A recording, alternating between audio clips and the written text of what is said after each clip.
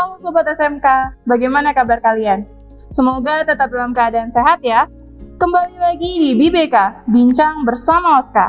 Nah, di episode ke-7 ini, kita juga akan membahas hal yang tidak kalah fun dan insightful dari episode-episode sebelumnya loh.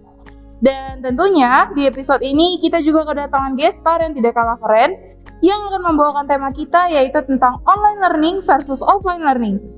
Tanpa menunggu lebih lama lagi, langsung saja kita sambut guest star kita, yaitu Kepala SMA Cinta Kasih Seci, Pak Agustinus Purwanto.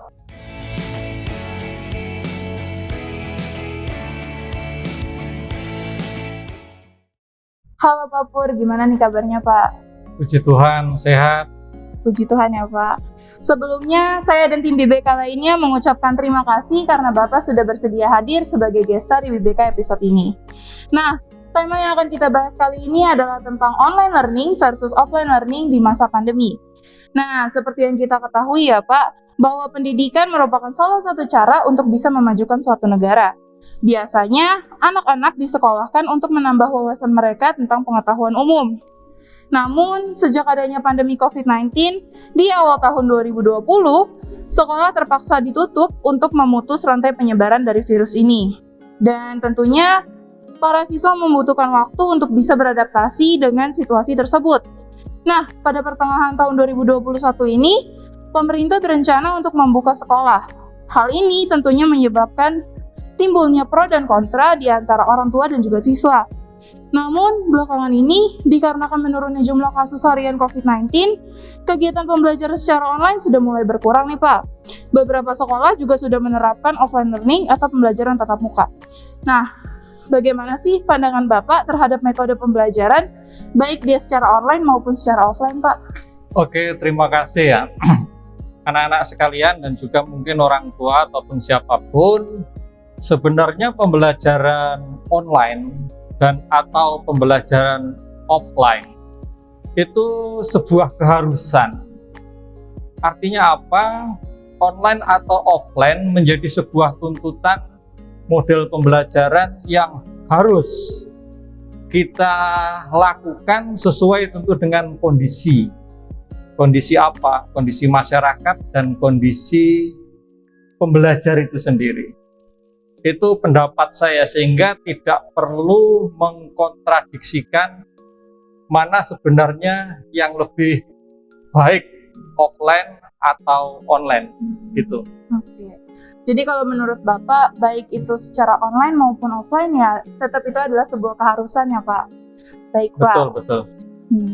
Baik Pak, situasi pandemi sekarang ini membuat pemerintah harus menutup sekolah dan juga menerapkan online learning. Menurut Bapak, apa sih kelebihan dan kekurangan dari masing-masing metode pembelajaran, baik di secara online maupun offline? Dan Bapak sendiri lebih memilih metode pembelajaran yang seperti apa? Oke, ini masih ada kaitannya dengan yang pertama yang tadi saya sampaikan, bahwa pembelajaran online atau offline itu sebagai sebuah keharusan. Artinya demikian, ketika bangsa Indonesia pada sekitar April 2020, sekolah-sekolah ditutup, harus mutlak pembelajaran itu tetap berlangsung. Dan bagaimana berlangsungnya? Yaitu harus dengan online. Karena tidak mungkin pada saat seperti itu dan sampai sekarang ya alhamdulillah saat ini sudah ada pembelajaran tatap muka. Artinya ketika keadaan darurat di mana para siswa belajar secara offline atau tatap muka sangat berbahaya, ya harus melakukan pembelajaran secara online. Itu. Nah, kalau ditanya atau kita merefleksikan kelebihan dan kekurangan. Kelebihan dan kekurangan. Sebelum saya menyampaikan ini, harus menjadi sebuah cara berpikir ya, cara berpikir kita semua, bahwa pembelajaran online maupun offline ini akan menjadi sebuah model pembelajaran saat ini dan seterusnya sampai ke depan. Kendati pandemi COVID-19 semoga segera diatasi, tingkat yang terpapar menjadi 0. Nah, kelebihannya apa? mungkin teman-teman di SMK, SMA, dan siapapun juga, sesungguhnya banyak sekali kelebihan pembelajaran online. Yang pertama, ini bisa dilakukan di mana saja, kapan saja, dengan guru siapa saja. Nah, ini kelebihan, sehingga efektivitas pembelajaran itu menjadi lebih tinggi. Tentu ini ada prasyaratnya ya, itu kelebihan pertama. Kelebihan yang kedua, akses untuk belajar bisa dinikmati oleh semakin banyak orang. Kenapa? Bayangkan saja ketika saya harus belajar offline, harus membayar sekian mahal. Sekarang pembelajaran online siapapun bisa bahkan mendapatkan secara gratis ilmu-ilmu itu loh.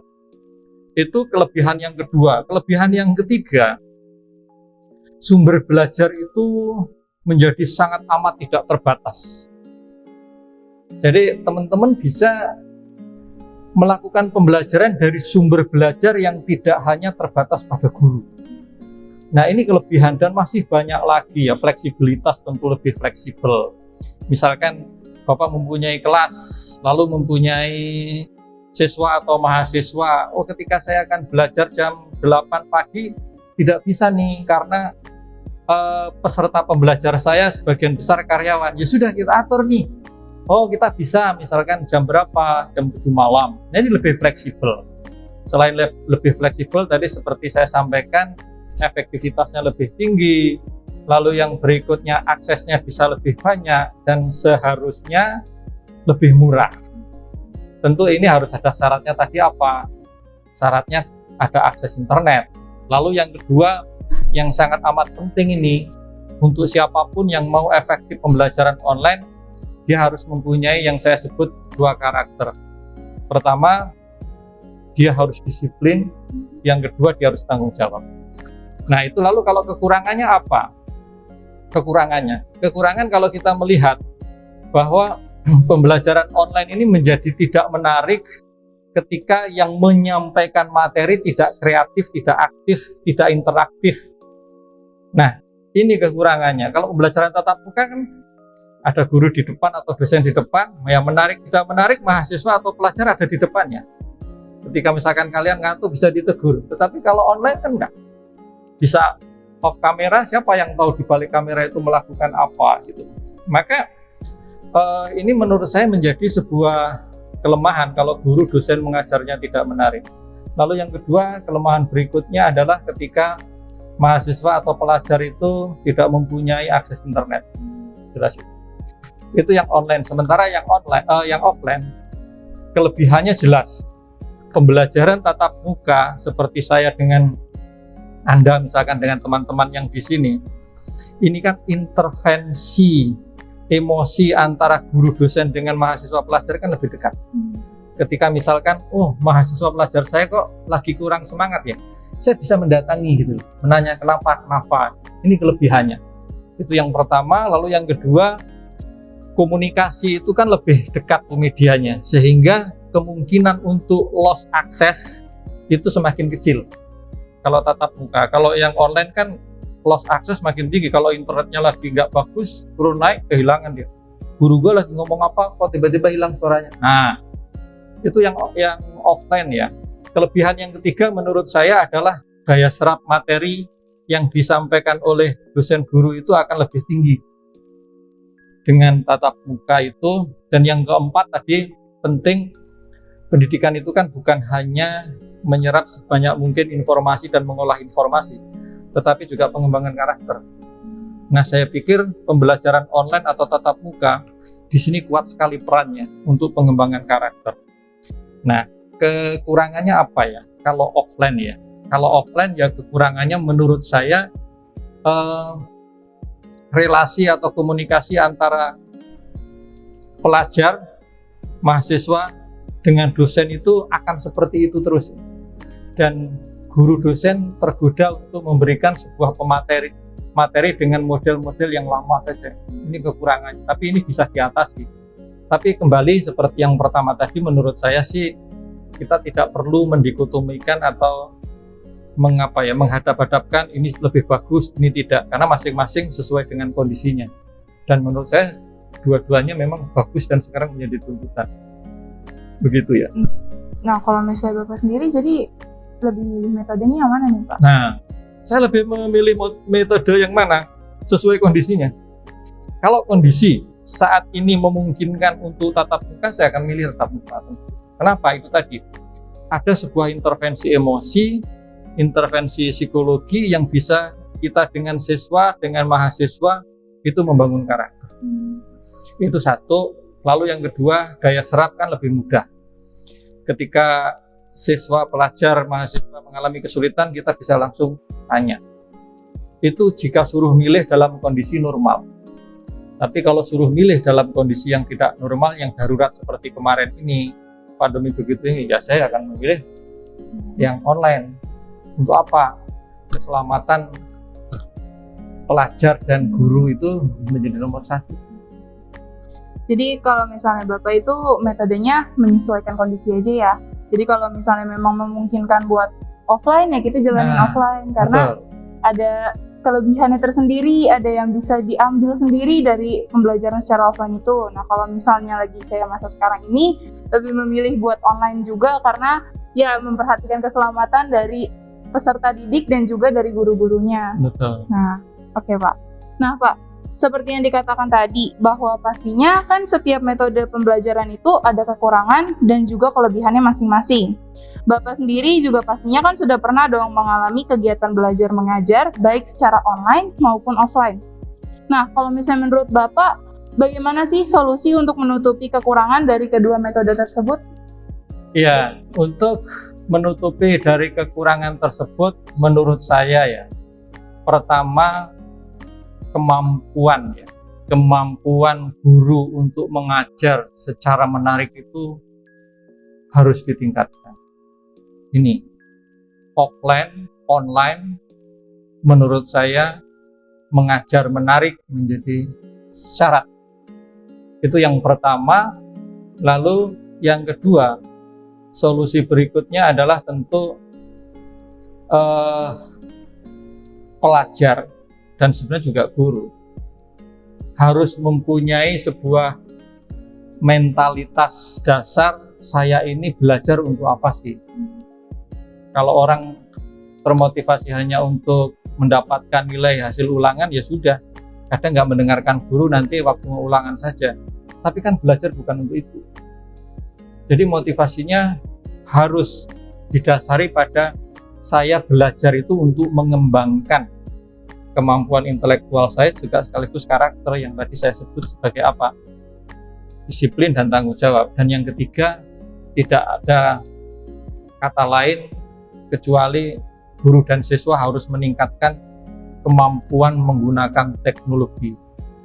Jadi jangan gagap teknologi. Kalau yang ketiga ini terjadi, baik pembelajaran online maupun offline akan sangat susah dilakukan secara efektif. Itu menurut saya. Oke. Jadi seperti yang Pak Purwanto sebutkan tadi ya Sobat SMK, kalau misalnya itu semua kembali ke diri kita masing-masing juga. Kayak kita harus memotivasi diri kita. Misalnya kita itu belajar tuh buat apa sih? Kayak yang tadi Pak Purwanto bilang, kalau bisa dibawa lagi ke dalam diri kita. Kalau misalnya kita itu belajar bukan cuma buat nilai akademis aja, tapi juga buat mengembangkan karakter dari dalam diri kita. Contohnya karakter disiplin dan juga karakter tanggung jawab. Terus yang kedua juga yang tadi Pak Purwanto bilang, kalau misalnya jangan sampai murid ataupun guru itu gagap teknologi, karena itu bakal susah ya Pak, buat baik itu secara online maupun offline. Oke Pak, saya juga mau nanya nih Pak, menurut Bapak gimana sih pelaksanaan pembelajaran yang baik? Mengingat sekolah-sekolah, termasuk sekolah kita sendiri, akan memulai shifting antara online dan juga offline learning nih Pak. Oke. Yang baik ya, tentu kita kembali harus menyesuaikan dengan kondisi lingkungan sekolah ya. Saya akan sampaikan sesuai dengan kondisi lingkungan sekolah kita, yang menurut saya sarana prasarana sudah sangat lengkap dan oke. Maka pertama, supaya pembelajaran itu baik, tentu semua harus dalam kondisi sehat. Nggak bisa enggak. Dan karena itu maka syaratnya mutlak harus mentaati dengan ketat protokol kesehatan. Apa itu protokol kesehatan? Protokol kesehatan kan cuci tangan, memakai masker, menjaga jarak, menghindari kerumunan, dan tentu yang berikutnya adalah mematuhi setiap SOP yang ada di sekolah. Misalkan masuk gerbang harus cuci tangan, pakai lap bukan pakai tisu, terus pakai face shield, terus masuk kelas, di kelas tidak ngobrol, tidak membuang sampah. Nah, itu yang pertama. Lalu yang kedua, baik itu PTM maupun nanti yang ada di rumah, haruslah aktif di dalam pembelajaran. Aktif itu ya memang memperhatikan, lalu bertanya, melakukan interaksi dengan guru. Sehebat apapun guru menyampaikan materi, kalau siswanya tidak aktif, dia pasif, dia akan nggak akan mendapat apa-apa. Itu yang sangat penting. Dan yang ketiga adalah ini yang perlu juga menjadi sebuah cara berpikir ya, entah guru juga siswa. Pembelajaran saat ini kan disebut juga dengan model blended learning. Blended learning itu apa sih? Yaitu pembelajaran dengan yang kalau kalian pernah mendengar, pembelajaran yang dilakukan secara langsung dan tidak langsung. Yang tidak langsung itu adalah di rumah sendiri. Jadi sebelum saya datang ke kelas, ke sekolah, guru itu kan sudah menyampaikan materi di Google Classroom misalkan, yaitu dibuka, dipelajari, sehingga nanti ketika di kelas tinggal mendalami lebih dalam materi-materi pokok, sehingga waktu yang sangat terbatas di sekolah ini menjadi sangat maksimal. Nah, di sini saya teringat dengan apa yang dikatakan master ya. Mungkin barang bisa kurang lebih seperti itu.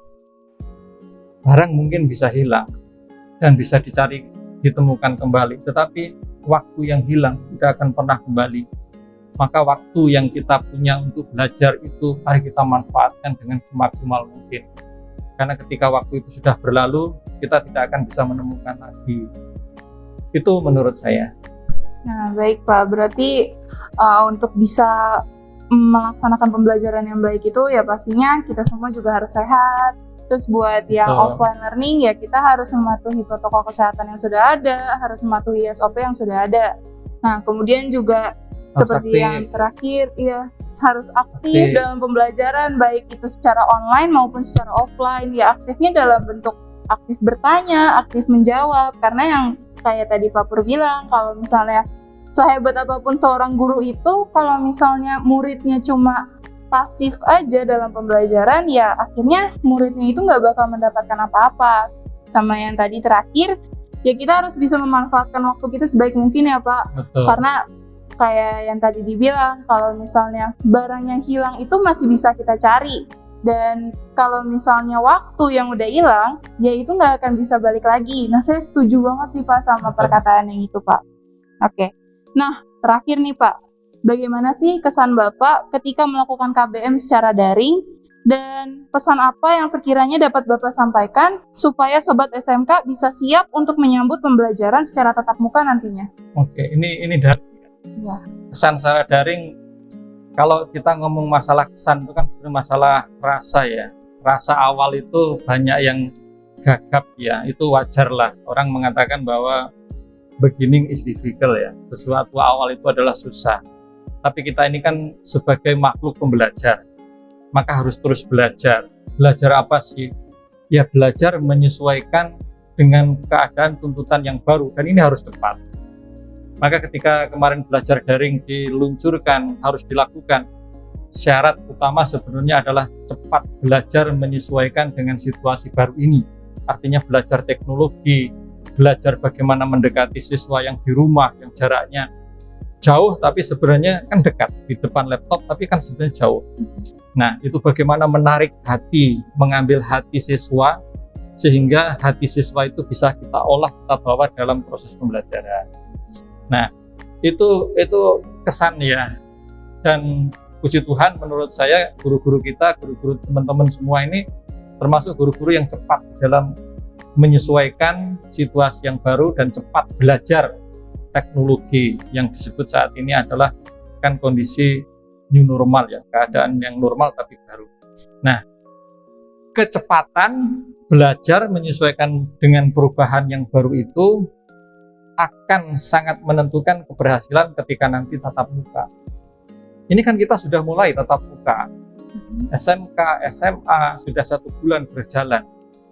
Awalnya juga gagap ya, karena sudah hampir 1 tahun lebih kan.